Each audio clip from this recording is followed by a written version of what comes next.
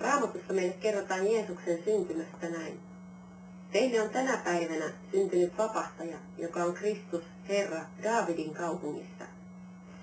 Jeesus syntyi meille vapahtajaksi ja kuninkaaksi, että me saisimme uskomalla häneen syntimme anteeksi.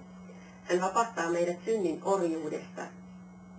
Jeesuksen opetuslapset ja seuraajat julistivat ja julistavat edelleen ilosanomaa eli evankeliumia, vaikka joutuivat aika tukaliin tilanteisiin, kuten näemme seuraavasta kuvauksesta Paavalista kuningas Agrippan edessä.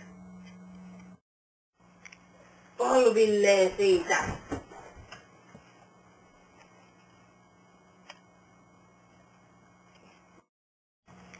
Miksi sinut on tuotu kahleissa kuninkaan eteen? Juutalaiset syyttivät minua Jumalan pilkkaamisesta ja Jumalan lain rikkomisesta. Miksi sinut sitten on vangittu?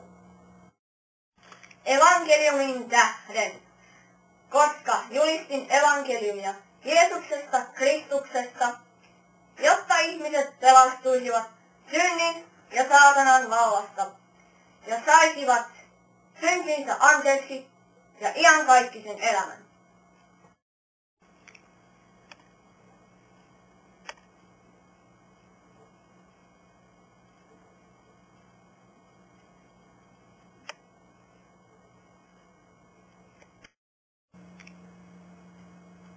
Meinaatko sinä minut käännyttää?